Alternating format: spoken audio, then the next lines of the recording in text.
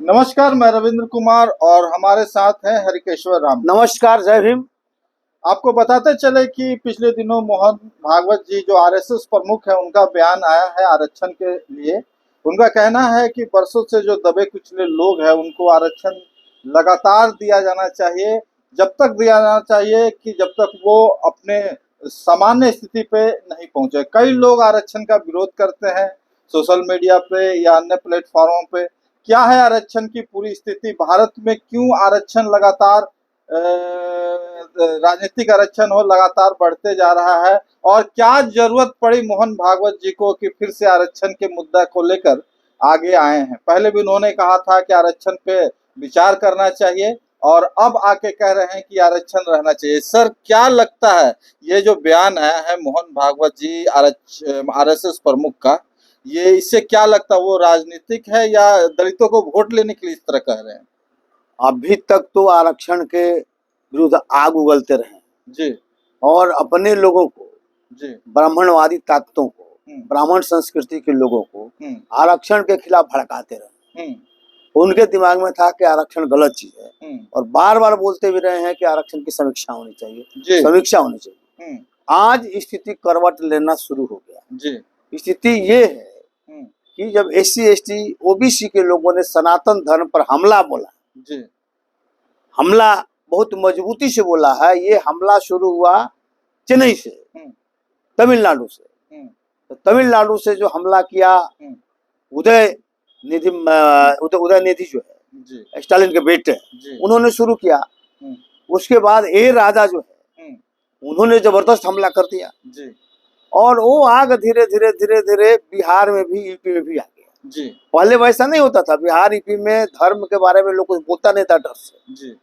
लेकिन आज यूपी में जैसे मौर्य मान लीजिए कि है स्वामीनाथ मौर्य, उनका बार बार बयान आ रहा है। इधर मान लीजिए क्या आया था, चंद्रशेखर का भी बयान आया था पहले। धर्म पर। अब फिर जगता बाबू का जो बयान है। कौन जगता बाबू? जगतानंद सिंह जो RJD का प्रदेश अध्यक्ष है। अच्छा। तो जगता बाबू ने स्पष्ट तौर पर कहा कि सनातन जो है ना, उनको सपोर्ट किया। जो तमिलनाडु से जो आवाज आई उसको इन्होंने सपोर्ट किया और कहा कि इन्हीं लोगों के चलते देश गुलाम हुआ, इन्हीं लोगों के देश। लेकिन अब देखिए, जो सामाजिक न्याय के पक्षधर लोग हैं, जो कहते हैं कि हम सामाजिक न्याय के लिए लड़ते हैं, सामाजिक न्याय को करेंगे, वे लोग जगता बाबू का विरोध कर रहे हैं। जदयू विरोध कर रहा है, RJD के नेता कुछ बोल नहीं रहे हैं। कहने का मतलब ये है कि जब तक सनातन रहेगा तो सामाजिक न्याय नहीं आगे बढ़ेगा। सामाजिक न्याय को आगे बढ़ाने के लिए, सामाजिक न्याय की शक्तियों को आगे बढ़ाने के लिए सनातन को डिमोलिश करना ही होगा, ये तय है। लेकिन ये नहीं होगा कि आप सनातन को भी ढूंढते रहिए और सामाजिक न्याय की बात करिए। ये मान ले कि नहीं चलने वाला। अब धीरे धीरे तो इसी से को लगा कि ऐसा नहीं कि धर्म के खिलाफ ऐसा बवंडर मच जाए कि हमारा सारा चीज खत्म हो जाए। इसीलिए उन्होंने आरक्षण पर लेकर बात को पलट दिया। तो ये बात जो डॉक्टर अम्बेडकर ने, संविधान निर्माताओं ने आज से 73 साल पहले जिस चीज को समझा, उस बात को समझने मोहन भागवत को 73 साल लग गया। इतना मंद बुद्धि का आदमी वो देश का नेतृत्व तो कैसे कर सकता है, समाज का नेतृत्व तो कैसे कर सकता है? हम लोग जब समझ रहे थे और उनको समझ में नहीं आ रही थी, तो लोगों को पहले अपने भड़काया, अब आके आरक्षण का पक्ष में बोलना शुरू किया। फिर भी उन्होंने जो आरक्षण का पक्ष में जो बात बोला पूरी तरह से सत्य नहीं है।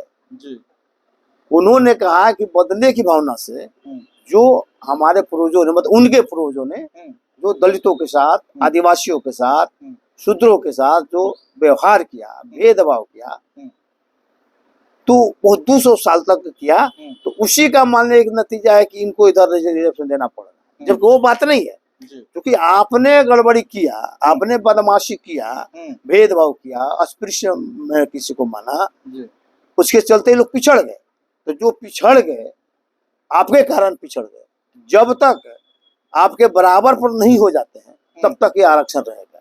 और आरक्षण ये प्रतिनिधित्व है। जो प्रतिनिधित्व स्वयं अपने आप पूरा जिस दिन होने लगेगा उस दिन आरक्षण खत्म हो जाएगा। तो मूल बात यही है कि अच्छी बात है कि मोहन भागवत को सद्बुद्धि आई है और उनके फॉलोअर्स जो हैं उनको भी सद्बुद्धि आ जाए और आरक्षण के खिलाफ जो लोग माहौल बनाते हैं, रिप्रेजेंटेशन के खिलाफ जो माहौल बनाते हैं, उनको भगवान सद्बुद्धि दे और सही रास्ते पर आए और समाज और देश के बारे में सोचे, तो ये बहुत बड़ी बात है। सर 2024 का चुनाव सर पे है और ऐसा लग रहा है आरएसएस और भारतीय जनता पार्टी को कि अगर हम दलितों को अगर नहीं अपने और मिलाएं तो हमारा सत्ता लगभग तय है, और कहीं ना कहीं उनको अनुभव भी लग रहा है कि अगर हम कुछ नया कार्ड नहीं खेले तो सत्ता जाना तय है, इसलिए दलितों को किसी तरह रिझाया जाए।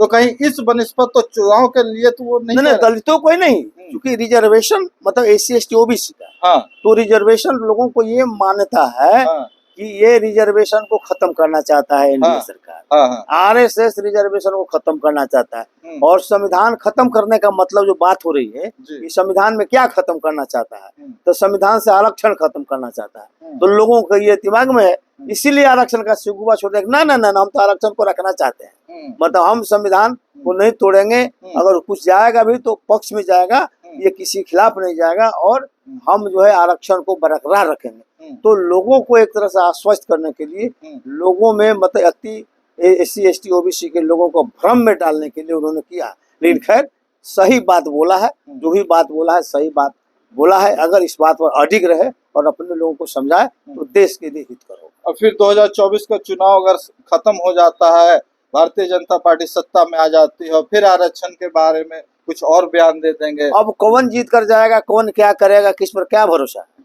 है? तो कहीं उसके बारे में उसके समय और मौका को देख के तो नहीं बयान, नहीं ठीक है, नहीं समय और मौका को देखकर ही राजनीतिक बयानबाजी होती है, सब लोग करता है। लेकिन क्या गारंटी है, हम लोगों ने कभी सोचा था कि लालू नीतीश 15 में जीत के जाएंगे और रिजर्वेशन को माले खात्मा करेंगे? तो सबसे पहले वो लोग पहला काम क्या किया, जैसे ही जीत कर गया तो 16 में रिजर्वेशन प्रमोशन को खत्म कर दिया और वही ने वरीयता को भी खत्म कर दिया। तो किस पर क्या भरोसा किया जाए? जो संविधान बचाने के नाम पर जा रहा है वो ज्यादा मानने की गड़बड़ी कर रहा है। तो मान लीजिए उस पर तो आशंका है ना, कुछ लोगों ने तो करके दिखा दिया, आरक्षण खत्म कर दिया। इस पर तो आशंका है कि आएगा तो खत्म करेगा, ये सवाल है। तो वो अपने आप को बचाने का प्रयास दोनों तरफ से हो रहा है। चलिए, कुछ दिन पहले जो है सर मोहन भागवत जी का बयान आया था कि भगवान ने जाति नहीं बनाया, ब्राह्मणों ने जाति बनाया। काफी विरोध हुआ था इस पर देश में। नहीं आया था तो ब्राह्मण नहीं बोले थे, उन्होंने पंडित बोला, और बाद में पंडित, अरे पंडित मतलब ब्राह्मण, पंडित मतलब ब्राह्मण, मतलब अभी तक का हिसाब से। तो उन्होंने कहा कि नहीं हमने ब्राह्मणों को नहीं कहा, हमने पंडितों को कहा। पंडित मतलब विद्वान, विद्वानों ने बनाया, मतलब उसको दूसरे पास में फेंक दिया है कि नहीं। लेकिन पंडित मतलब किसी से पूछिएगा तो पंडित मतलब ब्राह्मण ही समझता है, लेकिन एक्चुअल में पंडित मतलब ब्राह्मण थोड़े होता है। एक्चुअल में सही में पंडित मतलब ज्ञानी होता है। लेकिन ज्ञानी लोग किसी को ब्राह्मण छोड़कर दूसरे को ज्ञानी माना कहा, दूसरे को तो ज्ञानी माना ही नहीं, ब्राह्मण को ही ज्ञानी माना। इसीलिए ब्राह्मण और ज्ञानी और पंडित सब मल्ले के दूसरे को पर्चावाज शब्द दिखने में लगता है।